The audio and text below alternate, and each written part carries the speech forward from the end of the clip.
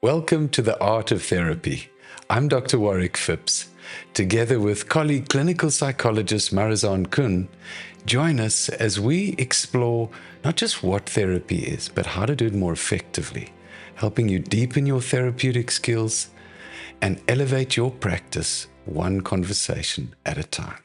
Okay, so last time we really had started to have a look at what is some of the qualities of a therapeutic relationship that's really valuable, and some of the qualities that we started to have a look at was empathy and congruence and unconditional positive regard as well.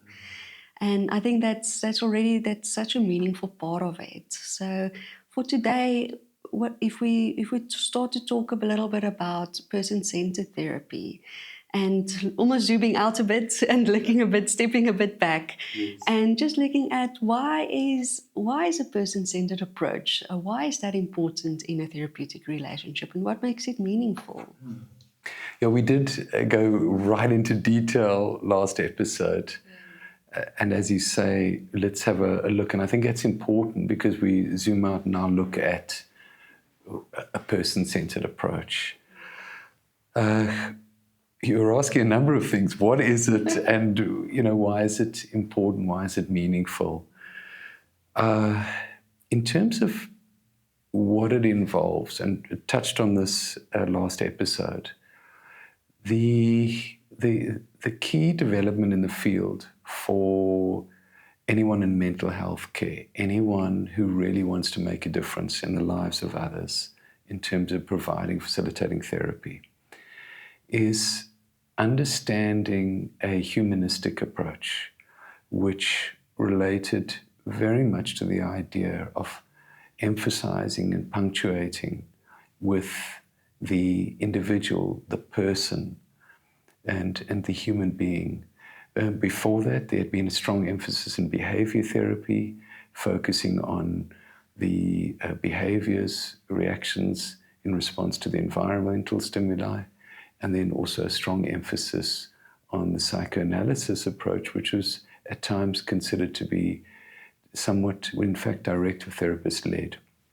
And so what emerged was this other development where focusing on human beings, persons in therapy.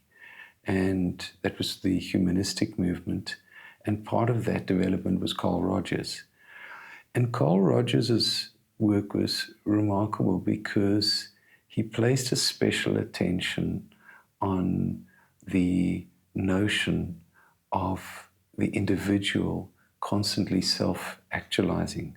Others had described the process of self-actualization, the individual becoming their fullest potential, everything that they are and can be. But he expressed and worked with this in a way that was really valuable and taking it even further understanding.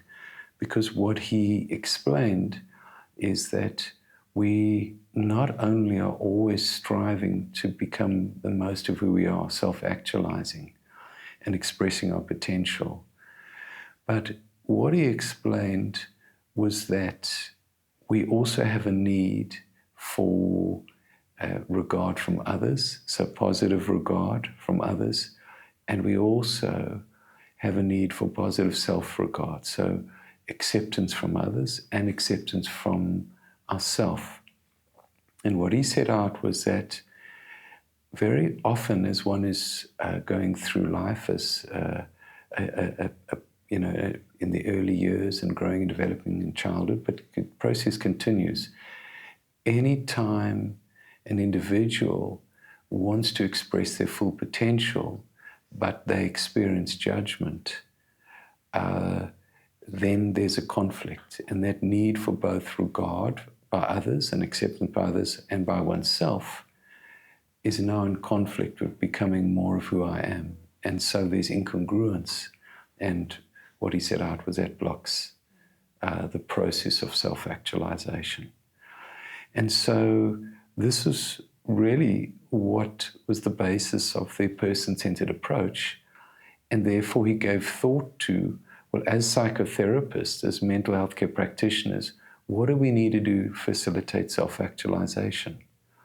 And what he explained was, again, those three very special qualities that you noted.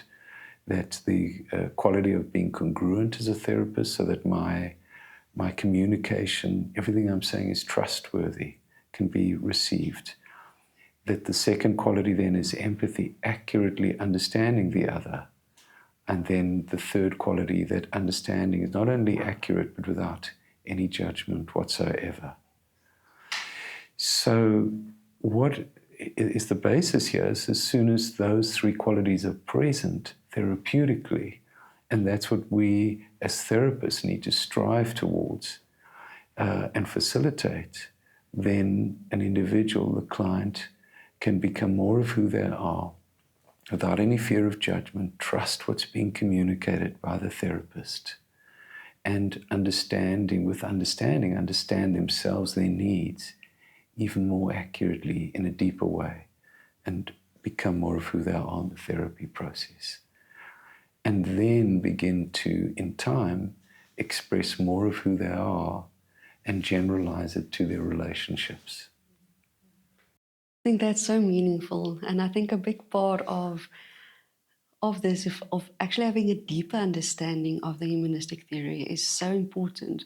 Because with a lot of the training, we know when we finish training, and it's a long process.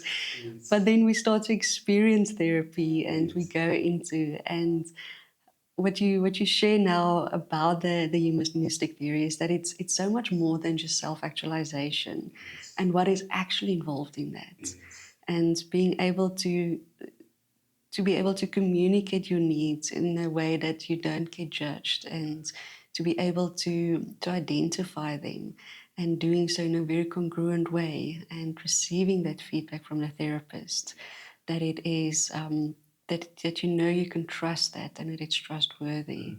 That assists with it. Yes.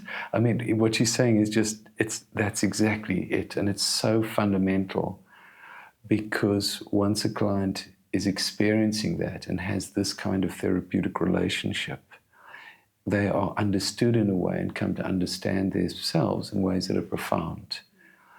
And that's why Carl Rogers was saying that a person-centered approach and these qualities are essential to any helping relationship because of the process that it facilitates.